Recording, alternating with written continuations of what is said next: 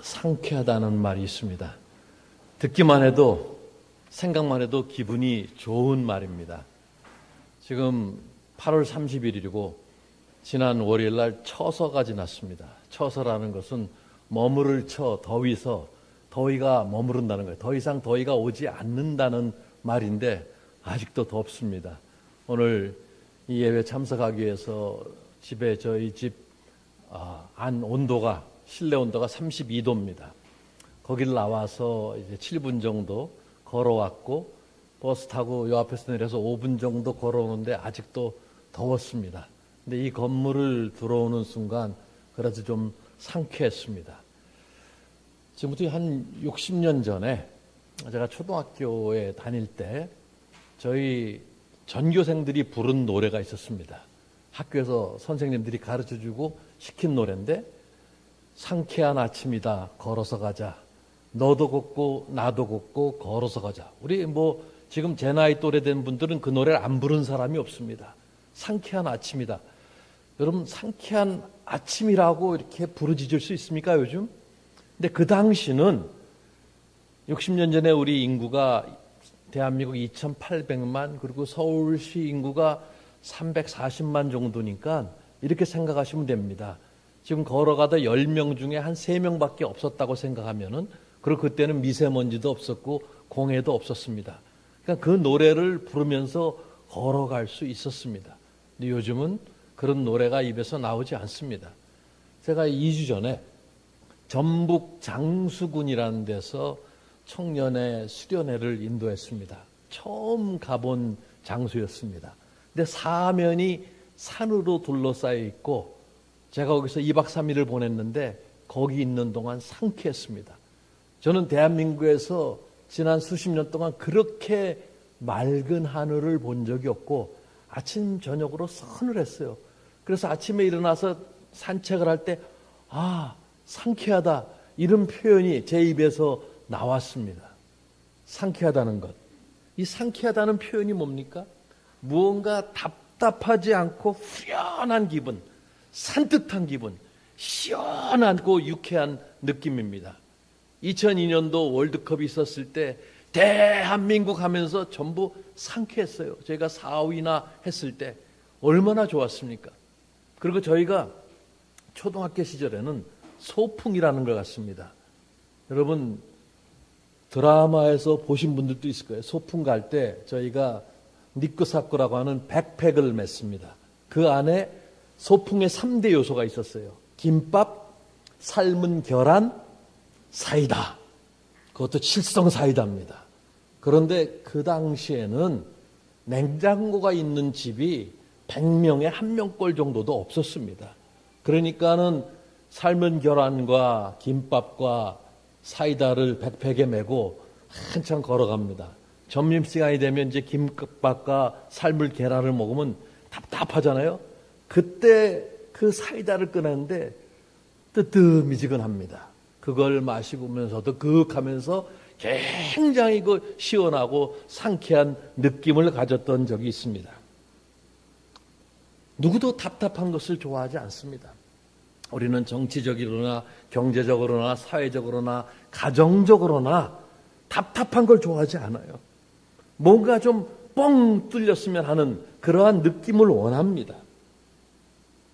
상쾌한 느낌, 상쾌한 환경, 상쾌한 사람을 원합니다.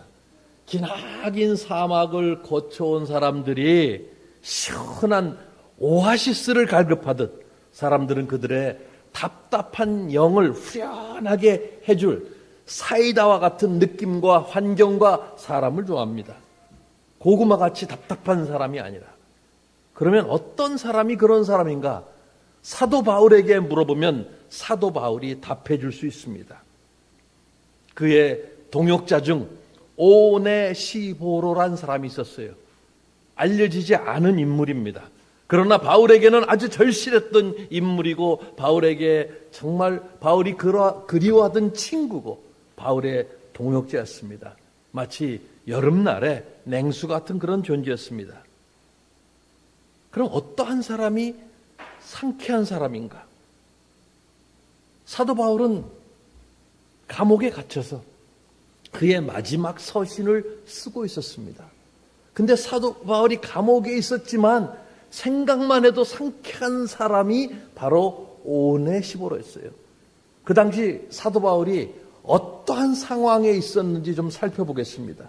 오늘 본문의 배경을 보면은 주후 66년에서 67년경에 사도 바울이 그가 순교하기 전에 마지막으로 쓴 서신이 디모데 후서입니다. 그는 로마의 지하 감옥에 있었습니다. 답답하고 좀 환기도 잘 안 되는 그러한 지하 감옥입니다. 저도 2015년에 제 아내랑 같이 이 로마에 사도 바울이 갇혔던 감옥을 방문한 적이 있습니다. 여름에는 덥고 습기가 차고 겨울에는 추운 그러한 감옥입니다.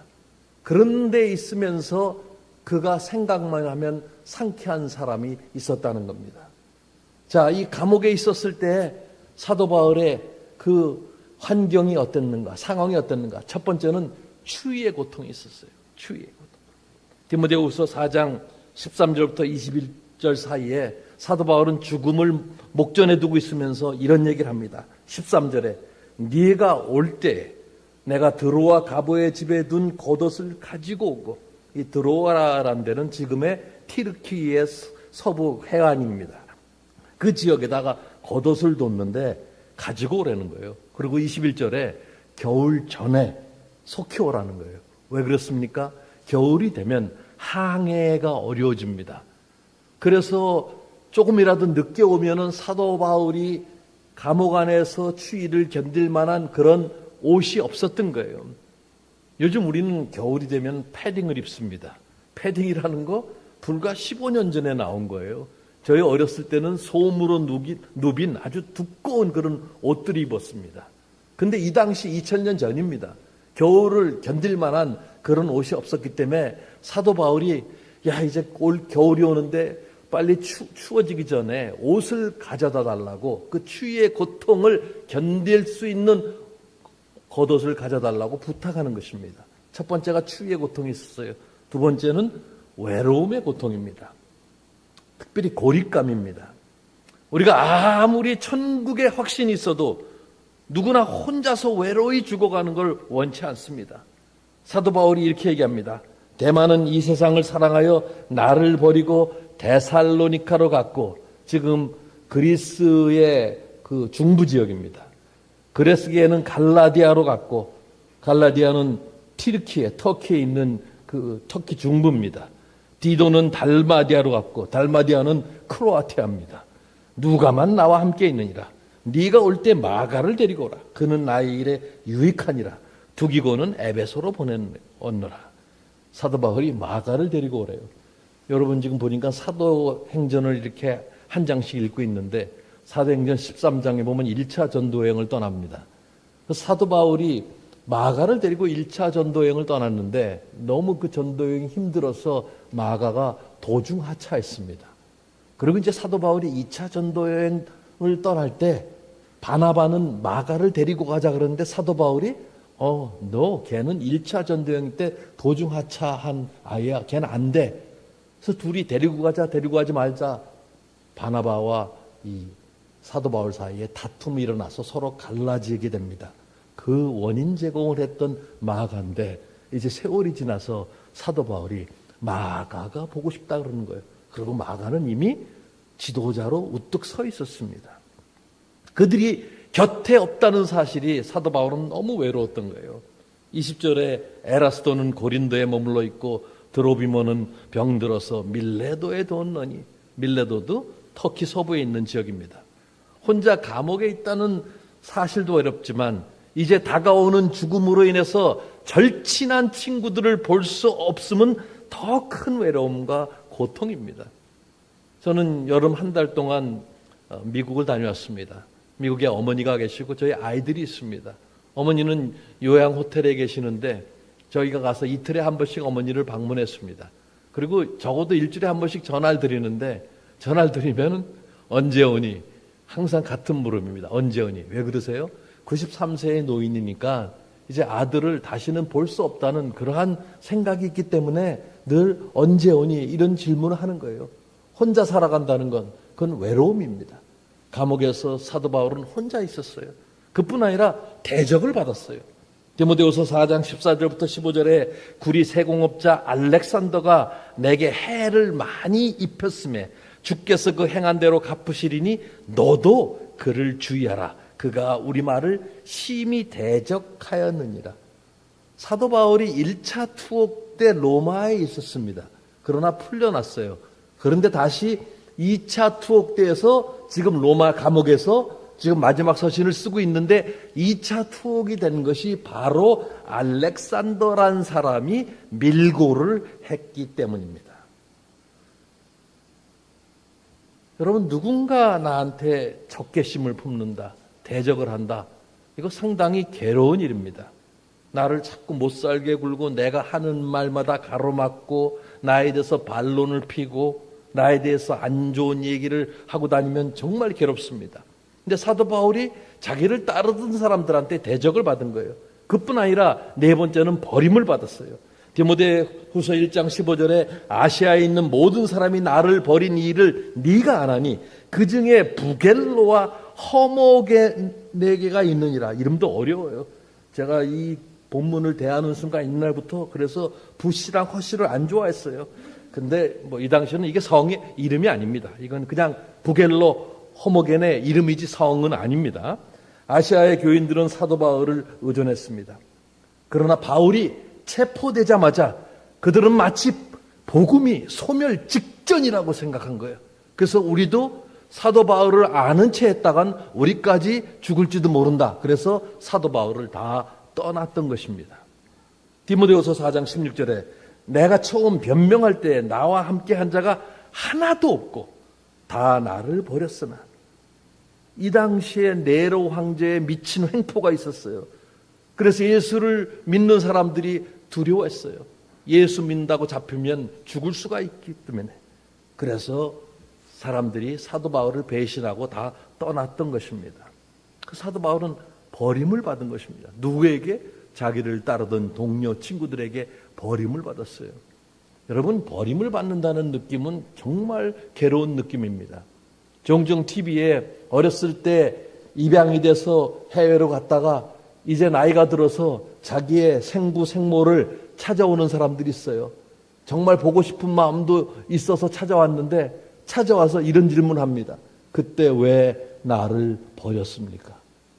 평생 그 마음이 있는 거야. 왜 내가 버림을 당했는가? 그뿐 아니라 사도 바울은 죽음을 앞둔 노인이었습니다. 디모데후서 4장 6절부터 7절 말씀 보면 전제와 같이 내가 부어지고 나의 떠날 시각이 다 되었도다. 나는 선한 싸움을 싸우고 나의 달려갈 길을 마치고 믿음을 지켰으니. 사도 바울은 자기가 이제 곧 죽을 것을 알았어요. 그래서 전제와 같이 내가 부어지고, 이것은 구약시대 때 제물을 바칠 때 마지막으로 기름이나 포도주를 붓는 그러한 모습입니다. 그러니까 사도 바울은 I'm ready. 나 이제 곧 죽는다. 그걸 다 알았습니다. 이제 마지막이란 뜻이에요. 죽음을 앞둔 노인이었는데 이 당시 사도 바울의 나이는 정확하진 않지만 62세에서 65세 사이였습니다. 아니 62세에서 65세가 무슨 노인입니까? 이렇게 반문할 수 있어요. 2000년 전입니다. 아니 2000년 전이 아니라 대한민국 30년, 50년 전 한번 생각해 보세요. 30년 전만 해도 환갑을 했습니다.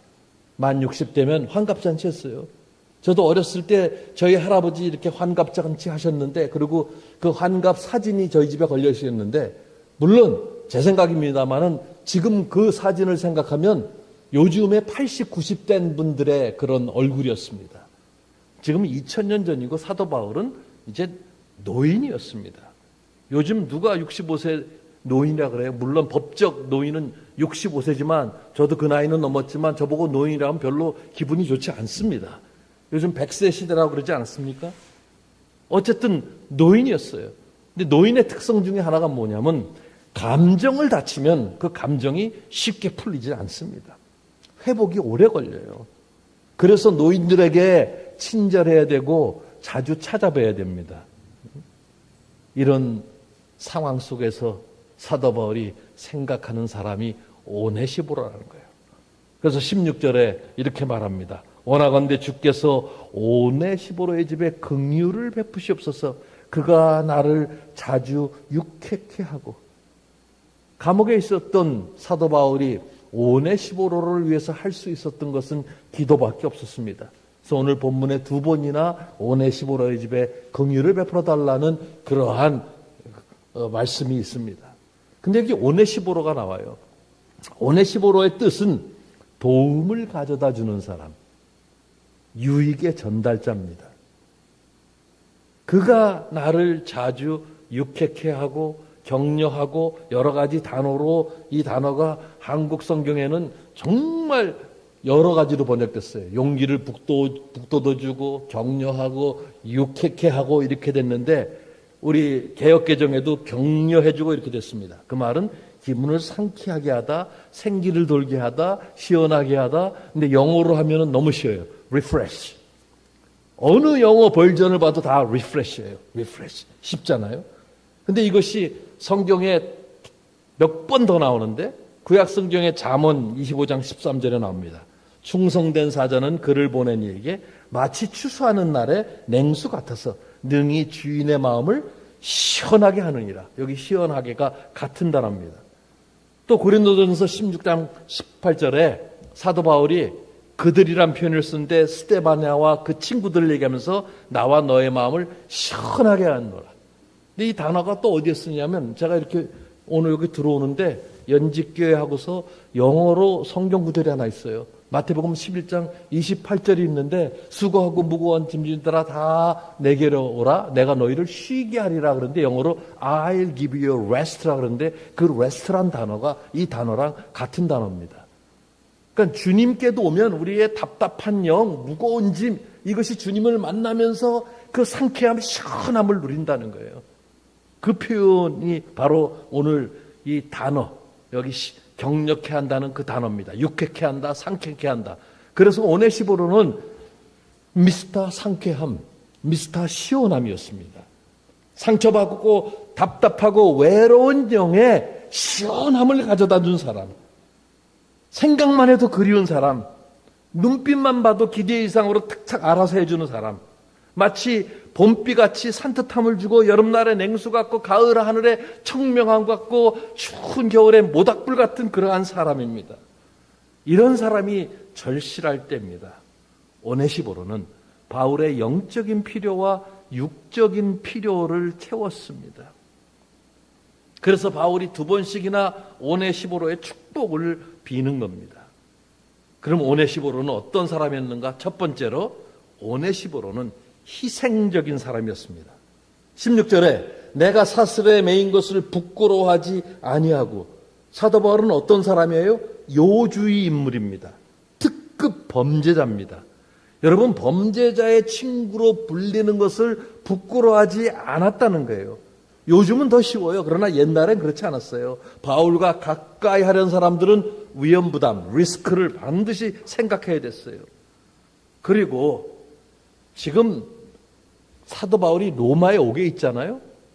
오네시보로는 에베소에서 왔어요. 오늘 우리 사도행전 20장 함께 읽었습니다. 예배 전에. 사도 바울이 에베소 사역을 마치고 에베소를 떠나는 그러한 모습이 담긴 사도행전 20장입니다. 바로 그 에베소예요. 그 에베소에서 로마까지의 거리가 어느 정도냐면 2782km입니다. 자동차를 운전해서 가면 2782km예요. 서울에서 부산 430km밖에 안 돼요. 그 당시에 약 3000km. 물론 사도 바울은 배를 타기도 하고 걷기도 했습니다. 만약에 걷기만 해도 100일 정도 걸리는 그런 거리입니다. 요즘 우리가 성지순례 간다고 이 에베소 지역, 튀르키예나 그리스 이런데 비행기 타면은 그 바로 지금 에베소에서 로마까지는 2시간 반이면 갈 수 있는 거리지만 그 당시는 그렇지 않았다는 거예요. 그런데 그 당시 사도 바울을 찾아서 에베소에서 로마까지 왔다는 것. 그리고 네로 황제가 불을 지른 그 다음이었기 때문에 도시가 황폐해 있었어요. 사도 바울이 갇힌 감옥까지 찾아온다는 것은 쉬운 일이 아니었습니다. 잡히면 자신도 핍박을 받을 수 있는 그러한 상황 속에서 희생정신이 아니라면 도저히 할 수 없는 그러한 일을 한 사람이 바로 오네시보로입니다.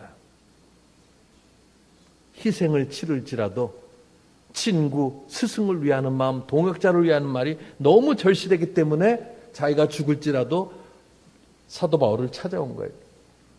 여러분의 그런 헌신, 희생의 삶은 어떻습니까? 만약에 친구가 사슬에 매여 있을 때 꺼려하지 않고 만날 수 있습니까? 누군가 실패하고 모멸감의 사슬에 묶여 있을 때, 부당한 비난의 사슬에, 거절의 사슬에, 오해의 사슬에, 가정 파탄의 사슬에, 이혼의 사슬에, 경제적 파산의 사슬에 찾아갈 용기가 있습니까? 꺼리지 않을 수 있어요. 힘 있고 권세가 있고 부가 있고 인기가 있고 돈이 있는 사람들 주변에는 사람이 있지만 아무것도 기대할 것 없고 아무리 생각해봐도 내게 유익이 되지 않을 것 같은 사람들, 내게 오히려 해를 끼칠 위험성이 있는 사람들 꺼리게 됩니다. 이런 사람들 곁에 서기 위해서는 용기가 필요하고 결단과 희생정신이 요구됩니다. 왜? 내 물질과 시간과 평판에 희생이 따를 수 있어요. 요즘은 너무 이기적입니다. 너무 계산적입니다. 내게 손해보는 일, 손해를 끼치는 일은 안 하려고 합니다. 그런데 이런 희생정신은 우리 주님이 우리에게 보여주신 그런 마음이고 사도 바울이 우리에게 가르쳐주신 그러한 마음입니다. 사람들은 늘 섭섭해해요. 내가 주기보다는 받으려 하는데 받지 못하기 때문에 섭섭해합니다. 그리고 내가 계산해봐서 손해볼 것 같으면 아예 시도조차 안 합니다.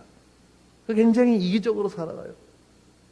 오로지 자기 가정 안에서 가족들에게만 희생정신, 희생적으로 삽니다. 부모가 자녀들을 위해서는 엄청 희생합니다. 조부모도 마찬가지예요. 제 친구들이 이제는 다 조부모 아닙니까? 만나면 이제 자녀들 얘기를 합니다. 얘네들이 가끔 오는데 개 맡기러 올 때 오고 애 맡기러 올 때 온다. 근데 그것도 감지덕지 좋아하시는 거예요.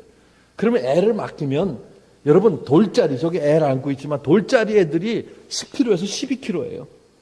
그러면 이제 한 살 반, 2살 되면 15kg에서 20kg입니다. 여러분에게 이해를 돕기 위해서 여러분 여행용 가방, 기내용 가방 21인짜리 그거 채우면 15kg입니다.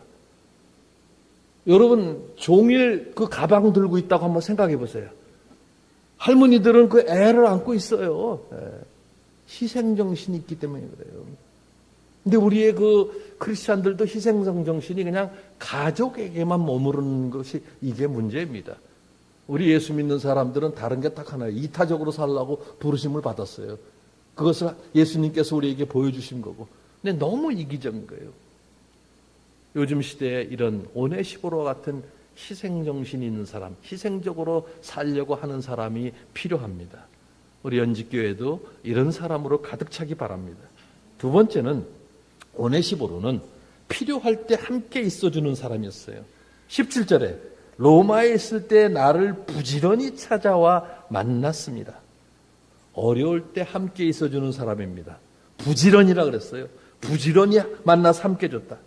함께 하는 것은 특히 고난의 때에는 큰 위로가 됩니다. 성경에서 얼마나 여러 번 나온지 알아요? 제가 찾아본 거로는 1399번이 나와요. 함께라는 단어가. 신약에서만 429번 나옵니다. 그럼 뭐예요? 함께 한다는 것은 우리 크리스찬의 본질이라는 거예요. 주님께서, 하나님께서도 그렇고 예수님께서도 내가 너와 함께하리라. 예수님께서 마태복음 28장 19절 20절에 지상명령을 주시면서 마지막으로 하는 말, 내가 세상 끝날까지 너희와 함께하리라.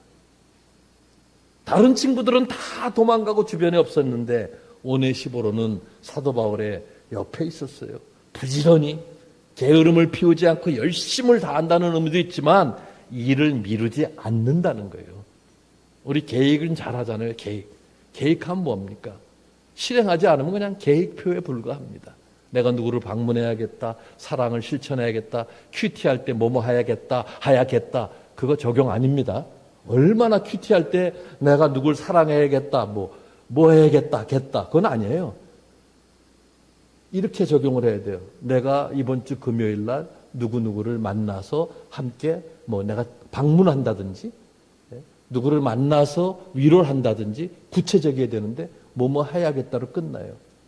이 함께하는 사람 늘 함께했어요. 우리는 아무리 바쁘고 힘들어도 주변을 돌아보면서 어려움 가운데 있는 친구들을 돌아봐야 됩니다. 제 아내가 저보다 미국에서 2주 늦게 왔는데 제 아내가 제가 전화를 했을 때 한 말이 이겁니다. 너무 돌아볼 사람이 많은데 주로 환우들을 돌아본다 그랬어요. 환우들이 너무 많아요. 아픈 사람들.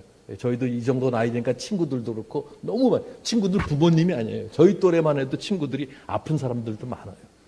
그 다음에 은퇴 선교사들, 정말 어려운 분들이 주변에 너무 많은 거예요. 그러니까 돌아볼 사람들이 너무 많아서 저희가 그랬어요. 이제 앞으로의 사역은 위로 사역이구나 이런 생각을 했습니다. 어려울 때 옆에 있어주는 사람이 얼마나 큰 힘이 되는 줄 압니까? 저는 21살 때 아버님이 돌아가셨어요. 그것도 미국에서. 미국 간 지 얼마 안 돼서. 그러니 저한테 청천벽력이죠. 이게 어떻게 영어도 안 통하고 그런 세상 속에서 어머니하고 동생을 데리고 살아갈까 깜깜했어요. 제가 힘들 때마다 제 옆에 있었던 사람이 있어요. 아버지 돌아가시기 전날에도 제 옆에 있었고 아버지 돌아가셨을 때도 있었고 돌아가시고 나서 너무너무 정말 힘들어서 아버지 묘에 가서 통곡을 할 때도 옆에 있었어요. 그래서 그 사람하고 결혼했습니다. 얼마나 고마운지 몰라요. 힘들 때 옆에 있어주니까. 언제나 여러분이 찾아갈 사람이 있습니까? 아무 때나 찾아가도 잘 왔어요. 반갑게 맞이해 주는 사람이 있어요? 아니면 여러분이 그런 사람입니까? 기꺼이 함께 해주는 사람. 내가 찾아갔는데 왜 요 시기에 왔지? 빨리 안 가나? 혹시 지겨운 사람으로 각인되어 있지는 않습니까? 쟤는 왜 온 거야? 그런가 하면 결정적인 순간에 바람과 함께 사라지듯 사라지는 사람이 있어요. 함께 음식점 가서 음식 먹고 돈 낼 때 어디 갔는지 없어지는 사람이 있어요. 여러분 언제나 요청을 받으면 함께 해줄 수 있는 그런 사람이 되시기 바랍니다. 그런 사람, 주님과 우리의 마음을 상쾌하게 해주는 사람입니다. 그런 사람, 생각만 해도 기분 좋은 사람이에요. 세 번째는 오네시보로는 한결같이 신실한 사람이었어요. 희생적인 사람이었습니다. 늘 필요할 때 함께 해주는 사람이었습니다. 그 다음에 한결같이 신실한 사람이었어요. 18절에 또 그가 에베소에서 많이 봉사한 것을 네가 잘 아느니라. 16절에는 자주란 표현을 썼고 18절에는 많이라 그랬어요. 이것은 오네시보로의 섬김이 이례적이 아니었다는 거예요. 한 번 하고 끝나는 것이 아니라 한 번 하는 건 다 할 수 있죠.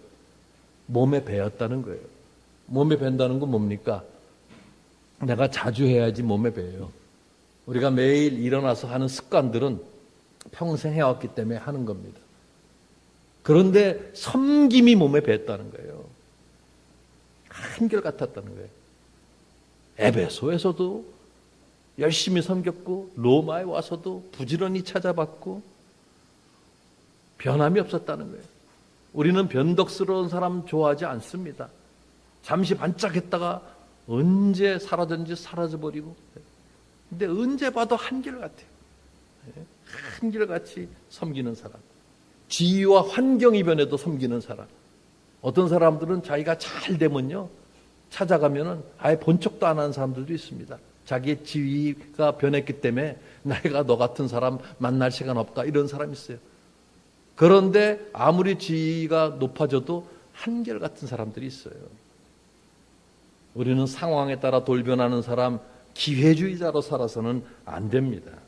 그런 사람 정치 세계에서도 많이 나오고 드라마에서도 배신자들이 많이 나오잖아요. 우리 그런 사람들 안 좋아해요.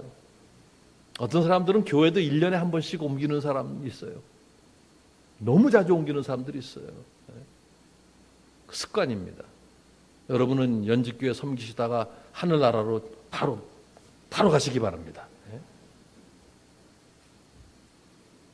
사도 바울 주변에도 상황이 어려워지니까 많은 사람들이 사도 바울을 버리고 떠났지만 오네시보로는 한결같았어요. 우리는 한결같은 사람을 좋아합니다.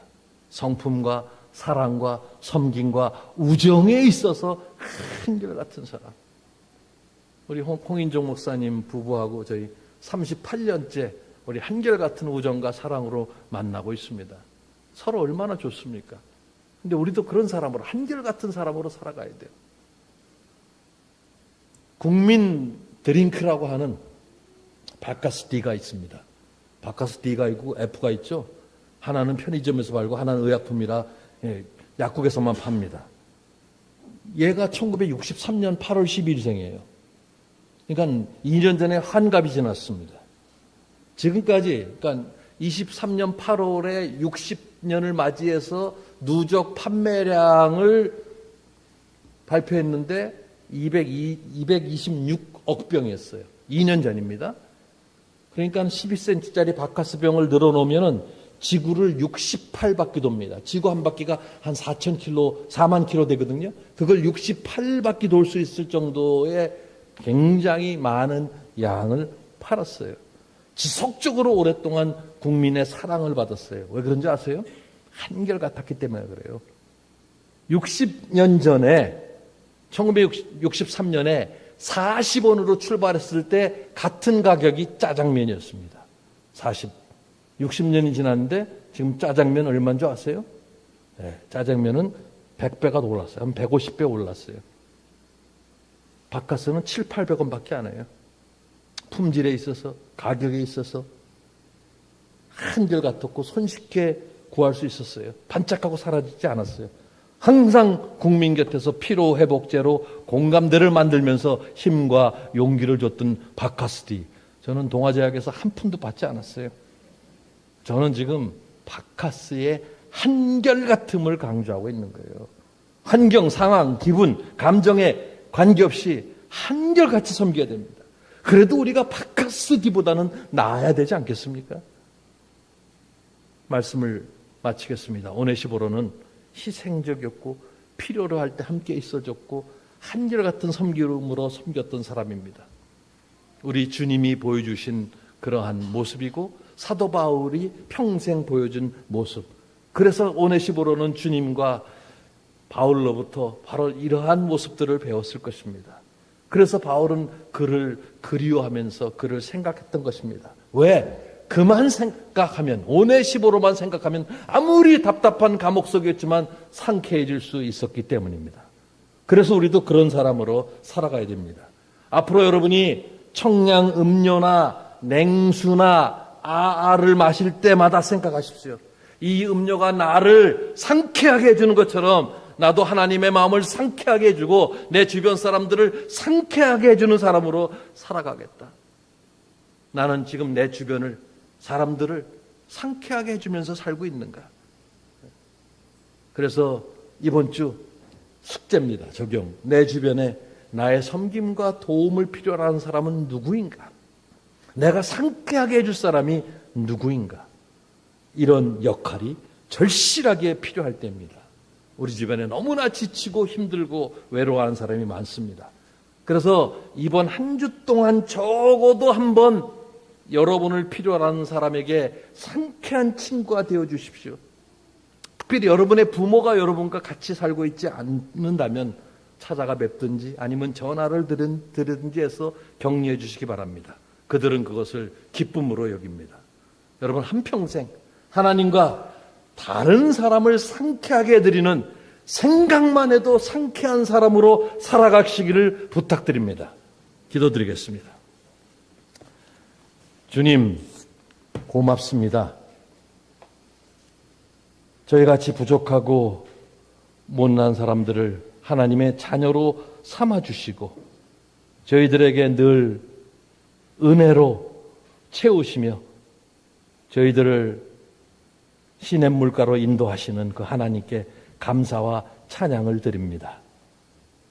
무더운 여름날에 냉수가 우리의 마음을 시원하게 하듯 우리도 이 답답한 사회 속에서 먼저 하나님의 마음을 시원하게 하고 우리의 주변 사람들을 시원스럽게 해드리는 그러한 사람으로 한평생 살기를 원합니다. 아버지, 그렇게 할 수 있도록 저희들에게 도전 주시고 저희들의 마음에 결심한 것이 흐트러지지 않고 늘 희생적이고 늘 저희들이 함께 해주고 늘 한결같은 신실함을 갖고 살아갈 수 있도록 하나님 저희에게 은혜를 더하여 주시옵소서. 예수님의 이름으로 기도드립니다. 아멘.